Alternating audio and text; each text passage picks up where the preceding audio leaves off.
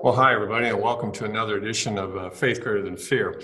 We here at GNPI in Joplin, Missouri, have the opportunity since the beginning of this pandemic to talk to people near and far, both in the U.S. and around the world, both as college students and CEOs, of how this pandemic has affected them and their faith, and how it's overcome what other people are experiencing with fear. And so we do a couple of these a week. This week, I've got a very good friend, dear friend, and that is Don Wilson with us on the program. Don, welcome. Thanks, Mike. Honored to be here. Absolutely. Don, we could go down memory lane because we're kind of old guys already, remembering the first time we connected, but it has been a real brotherhood bonding. Tell our viewers just a little bit about where you grew up and how your family is. You've got a fabulous family. Tell us a little bit starting there. Mike, I think what really was made us connect is our upbringing a little bit. I grew up on a dairy farm and had older brothers. I'm the youngest of five. Now it's called abuse. Back then it was called leadership development. You know, if I would lip off, they would straighten me out. But my mom and dad were very active in a church. And Mom played the piano for probably 50 years. Dad was an elder servant leader. It's a small rural church. So our family was the leaders of that church and the center of that church. Grew up in a very sports background. My brothers were way better athletes than I was. I had a chance to play college football. 2 months before getting ready to play college football, President Bill Lown from Manhattan Christian College came to my little country church and preached on our best young people giving their lives in full-time ministry. And I felt God was calling me to ministry. And so I let go of the scholarship and then went to Manhattan Christian College, met my wife there. She came from a godly family as well. We've been married over 52 years. We have 3 kids, all in ministry. My son's a pastor. My 2 daughters are married to pastor. We have 11 grandkids, and all of them are believers. That's my greatest joy. Right now, 3 out of the 4 grandsons are currently studying in ministry preparation. I have a granddaughter that's going to the mission field in Italy, and they're the older ones. Don't know what's going to happen with some of the younger ones, but God's really blessed us. I came to Phoenix in 1975, totally out of my comfort zone. I'd never been in a big city, a bigger church. It was running 800 at the time, which to me was huge. 1983, my wife and I started a church in our living room. There was 4 couples, Christ Church the Valley. We went without a permanent home for almost 13 years. Just 2 years ago, we stepped aside from that 35-year ministry to start a ministry called Accelerate Group to pour into pastors and their spouses and really encourage them to go the distance. It's our belief that the pastor's wife is one of the loneliest people in the church. So how can we pour into them? And we believe if we do that, we can really expand the kingdom. Well, fabulous family, and I know some of your family for both generations, and that's a great legacy already. Don, talk to us a little bit about the church and the one that grew there in Phoenix, that God used you and your lovely family at CCV, a little bit in terms of what the numbers were when you left, and then again a little bit into Accelerate, what you started after that ministry and kept on going. At the end of our 35-year ministry, we were running a little over 27,000 each weekend on about 8 campuses. One of our uniquenesses was we intentionally said we're going to target the man. Most churches that I talked to, I said, you attract who you are, not what you want. And if a pastor doesn't know who he is, it's going to be difficult for him to know who he's going to attract.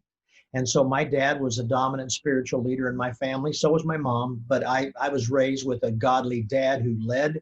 And so I believe if you reach the man, you reach the whole family. So that was one of our keys.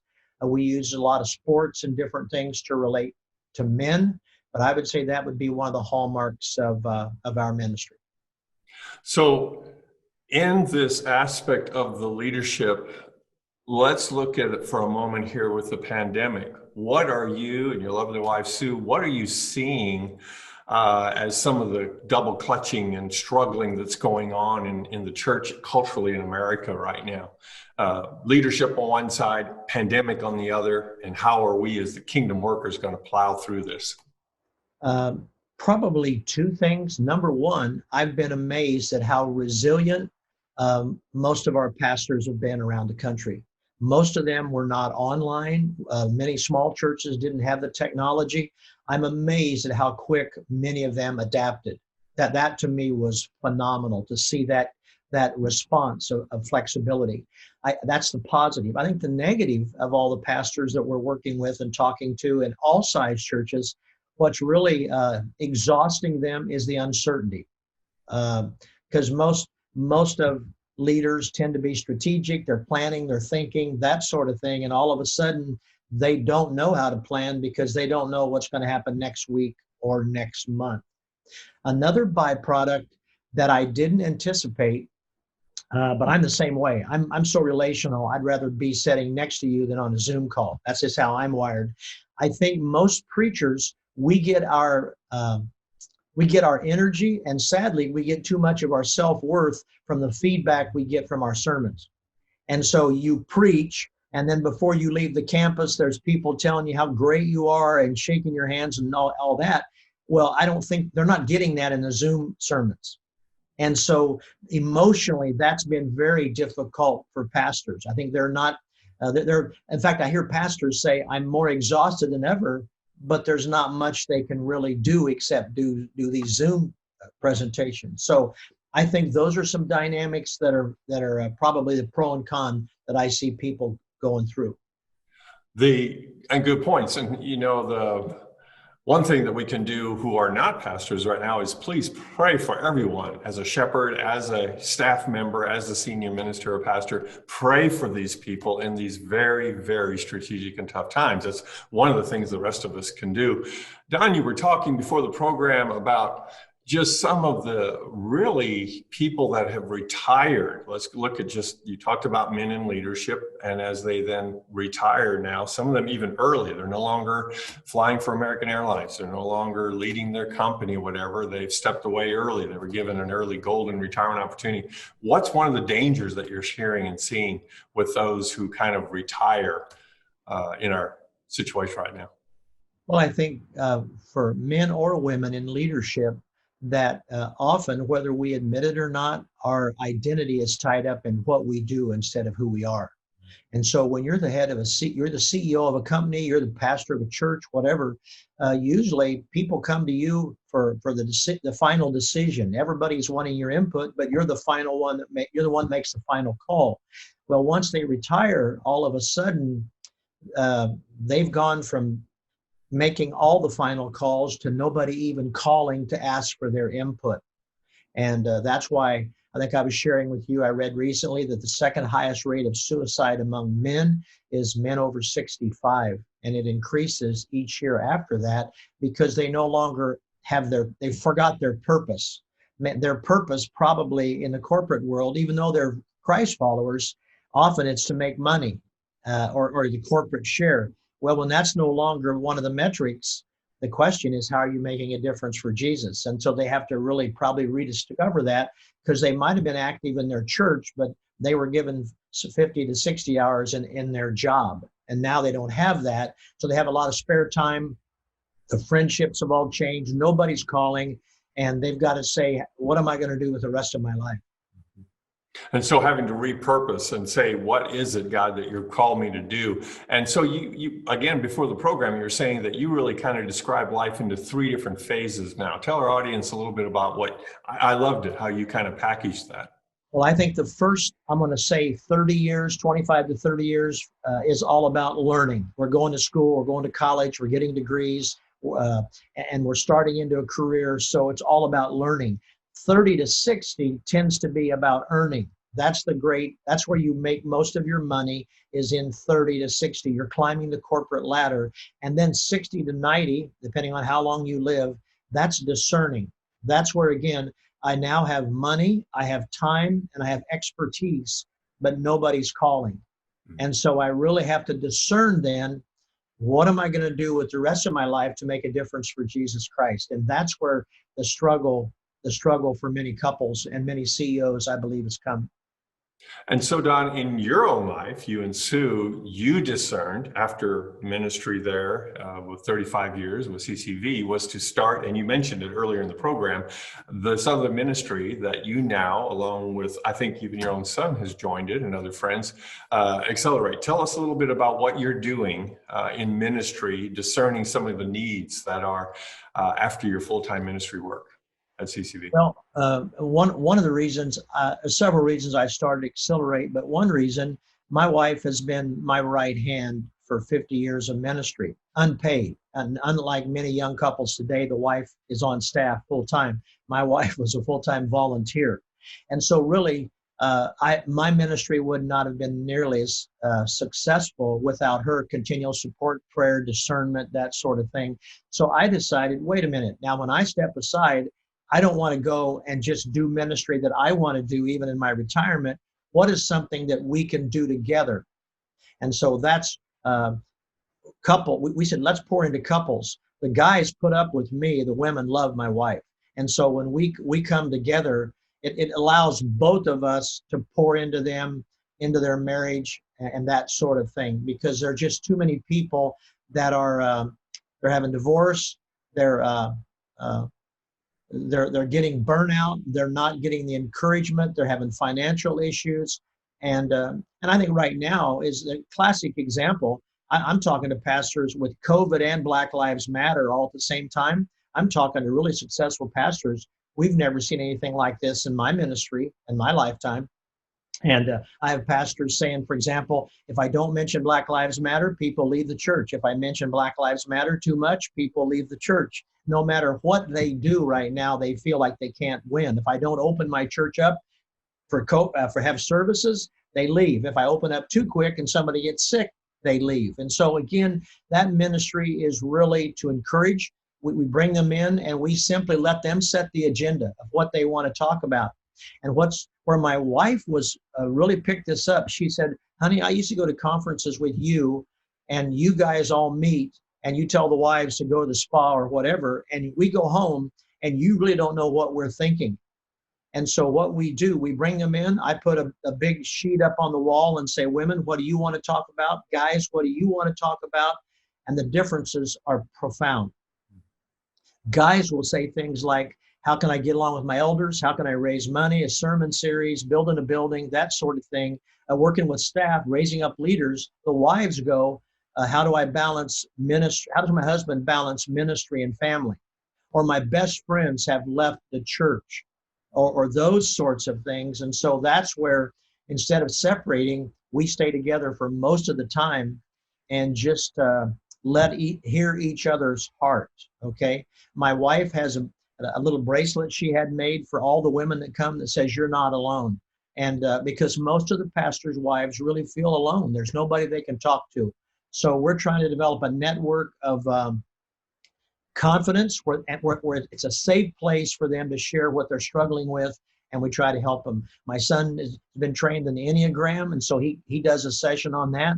We also bring in a young couple, husband and wife, that are Christian counselors, and they share some things. We have date nights for them, and then we have a thing where we say, I always used to do a state of the church every year. How are we doing? My wife came up with the idea. So on that date night, we give them 3 or 4 things to say, go out and do a state of your marriage. What's your marriage? And so try to make it as practical as we can. Mm-hmm. One of the things when I was in Kenya, Don, I noticed in the early years, I was all about apologetic and evangelism. And later on, it was about church planting and leadership development. In the last 10 years, what I really came to with my wife sometimes was the development of the marriages of the leaders, because we noticed if those are rock solid, the church will lay on top of that. Evangelism will emanate out of it. If those are crumbling, then all of the evangelism in the world, all the buildings, all the work will just crumble, because so goes the church as so goes its leadership. And so I just love your going back to that leadership and you telling us again before the program, in some cases, a man and wife just literally cried saying, we've never been loved like this. We've never been listened to like this. And so tell us a little bit more, Don, about this last stage of the 60th and 90th, or whenever we leave in the discerning, what the people in that era that right now they're scared to get COVID and travel. They are in their home and they're not maybe leading in church or leading in their organizations right now. What can they do? Even churches are struggling on how to connect with them because they don't have the internet or they aren't texting. Both sides. How does the church reach this population, and how does this population do the discerning you've talked about in this season? Well, that's a great question. I'm not sure I have all the answers on that one, Mike, because I think a lot of people in my generation are very techno savvy. I mean, the Facebook generation is really closer to our generation. The younger ones use Snapchat and then all Instagram and all kinds of different things. But I would say, I think the biggest struggle is they're not having any relationships. Because even if they watch church online, it's not the same. I have a lot of people I'm talking to are even doing small groups online, and that's fine. I'm an old guy, but I'm not afraid to die. And so I'd start a small group, and if I had 10 people that felt confident with each other, I'd say meet live in somebody's home. Because what I was just reading recently is loneliness is as bad health-wise for you as smoking 15 cigarettes a day. And so I think this pandemic is causing major problems because people are so lonely. It's going to affect them emotionally and everything. So I think the reason why I would say, I'm getting off here, hang with me, is I think what is needed for the church more than anything, we've always thought if we build these brand new big facilities and have these multi-sites and everything, we're going to reach the world for Jesus Christ. Maybe, maybe not. Because if 6 months you can't get in your multi-million-dollar facility, how are you going to impact your community? And that's where I think if there's ever a need for what I call discipleship, and discipleship to me is sharing your faith, your money, and your witness, we've got to get people out talking to their neighbors as they walk down the street and walk their dog, build those relationships and invite them into your home. So to me, that's really what I think the book of Acts was. The church has neglected that for a long time. And now that the opportunity comes for us to do that, many churches are struggling to know how to do that. Right. Even saying, what is evangelism and what is discipleship? And on discipleship, what does it really look like? So a couple of things I heard you that I don't want to re-unpack it. Number one is that when we hear about, the 6 feet social distancing, that's really a misnomer in a sense. We get what you're saying, but we shouldn't be, as human beings, socially distancing ourselves. Physically distance ourselves for medical reasons, yes. Socially distancing, I'm hearing Don Wilson say, no, that's not healthy. I'm hearing you say medical people are saying that's unhealthy to the point of even taking on cigarettes as a habit. So dig in and get people connected in your community and so forth. Now, what do we do, Don, in this era of trying to discern discipleship and I love what you said. I want you to quote it better than I'm going to be able to quote it, between the biblical gospel and the American gospel. Can you tell me what you've shared recently on your social media channels and what the differences are of those two?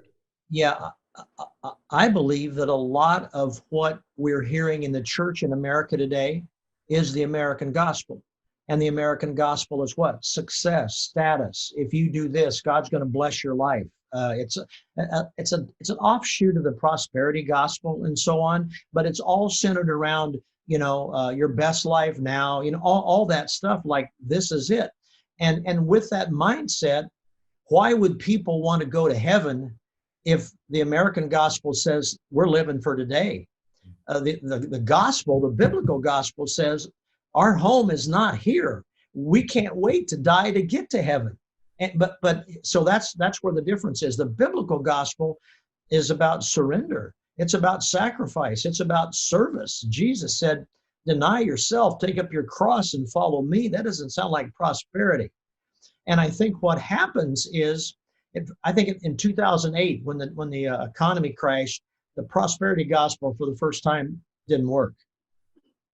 And I think right now with COVID and all this, it's not working either because it's not giving people hope.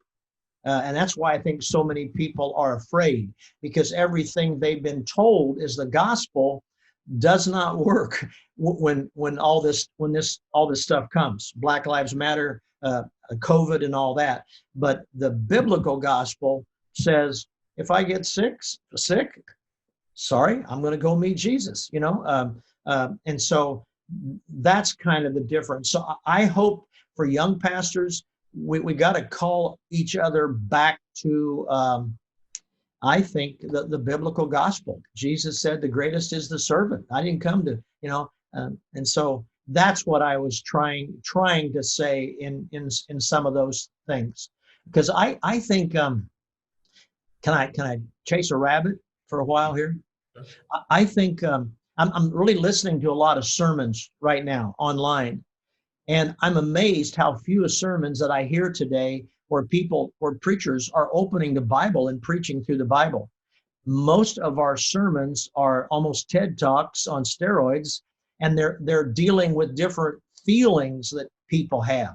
And that's fine, we have feelings, but the answer again is through the biblical text. And I think if we're not careful, that's why people really in many of our churches that we thought had a strong foundation, I'm not sure in our preaching we're giving them a strong foundation, because if you can't go to church for 6 months, well, then that's what we need to teach them, to open the Bible and read for themselves. And that's the way they can make it through this without fear, no matter what happens. Right. Great words. And Don, where those who are followers of Jesus in our international communities, say under the rule of Islam, they have been living under a pandemic for decades. If it is in China, the house church movement has with agility and with wisdom from God, learned to live under a pandemic and has grown and flourished. So I think that we shouldn't be discouraged as the program here. It's faith over fear. It's God's words over our feelings, to your point. And to see that we have brothers and sisters who are making it and thriving under even tougher situations that are more of a pandemic of persecution than a pandemic of a little virus called Corona-19. And so, Don, in closing here, would love, but we need to land this plane.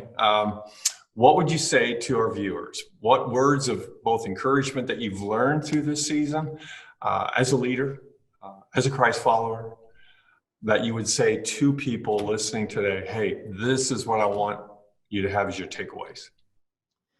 Gosh, I would say out of a crisis comes an opportunity. Every crisis provides an opportunity. And when we didn't have property for the first 15 years of our ministry, it forced us to do ministry different. It forced us to be the church instead of everybody going to the church. In fact, when we built our big facility, my greatest challenge then was getting people back out doing ministry instead of coming to the building for all the ministry. So right now, with our building shut down for 6 months, everybody's saying, how do we do ministry? I would encourage preachers and pastors, train your people how to share their faith and build authentic relationships, because all of their unchurched friends are scared to death with COVID. They are having financial problems. They are struggling with the race issue. What an opportunity. I think now more than ever, they are willing to talk. And if we come in and talk, take advantage of the opportunity in the midst of the crisis, build relationship, don't preach the first time, invite them to your home to eat, just walk the dogs together, build relationships. Out of that, if they see your faith instead of your fear, then I believe they're going to ask us, wait a minute, how are you navigating this? And then we have a chance to share where our hope is and where their hope can be too. So just take that time to build relationships and share your faith, because everybody says, most preachers are telling me they believe we're going to come back with a great revival. I don't think so. I don't think the church is ever going to have the attendance back what it was in the local building in years, but that doesn't mean the church can't be more powerful, but we've got to be the church that goes out versus the church that just invites everybody to come in.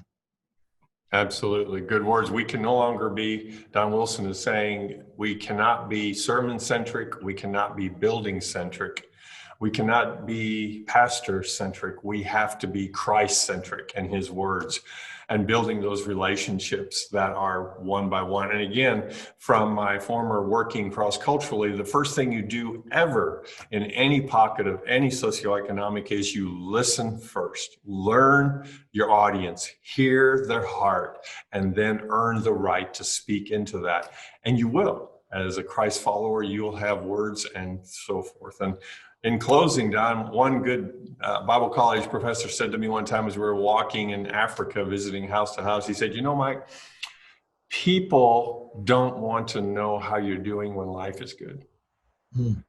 They want to know how you're doing when life for you is bad.